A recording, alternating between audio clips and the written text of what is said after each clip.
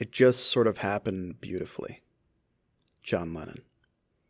There's no better way to sum up the perfect storm that resulted in the closing track of Sgt. Pepper's Lonely Hearts Club Band, A Day in the Life. It's a fantastic example of the perfect chemistry that Lennon and McCartney had.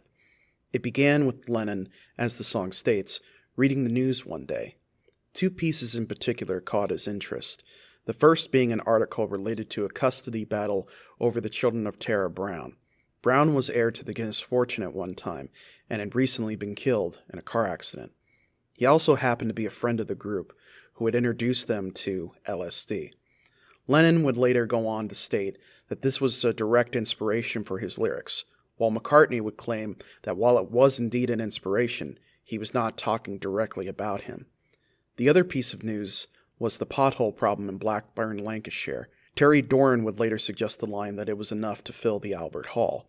Another reference in the track is Lennon appearing in the film How I Won the War, directed by Richard Lester, and the only film he starred in outside of the Beatles.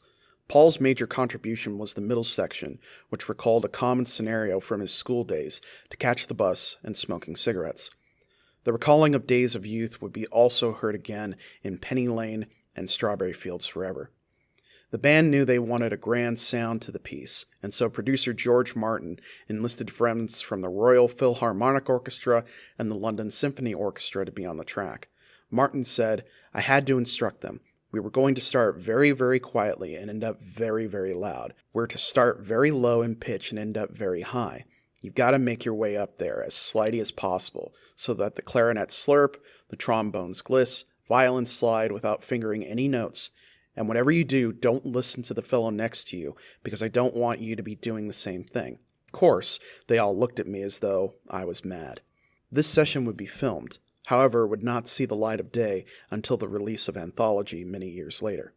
In addition to the orchestra, guests included Keith Richards, Mick Jagger, and Donovan, among others. Geoff Emerick picked up every sound in his recording, including the sound of shuffling paper and chairs squeaking. There's a famous story that Ringo almost missed his cue for the drum fill after the alarm clock goes off because he was in the bathroom.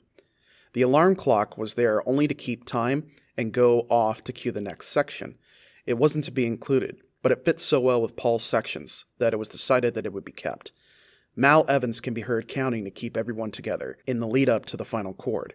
This final E chord would be played on 3 pianos and George Martin on harmonium. The pianos would be manned by John, Paul, Ringo, and Mal Evans. For US listeners, this would be the end of the album, but for the UK, the Beatles played probably one of the largest scale pranks of all time. As the track famously fades out for almost a solid minute, a high-pitched dog whistle is heard, followed by a jumbled collection of audio of the Beatles talking and squawking.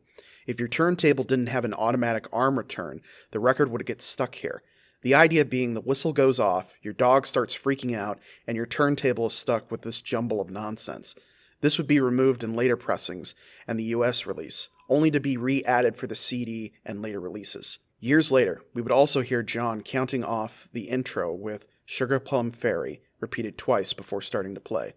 Noteworthy on this track is Lennon's otherworldly echo on vocals, something that he could actually hear live in the studio through his headphones, one of the many innovations on the track engineered by Geoff Emerick. This allowed John to play off and adjust what he was doing live to be heard on the record. When released, the song was seen as the ultimate crescendo for the Sgt. Pepper album. The song proved incredibly popular, despite a ban from the BBC, as they felt it alluded too much to the use of illicit drugs.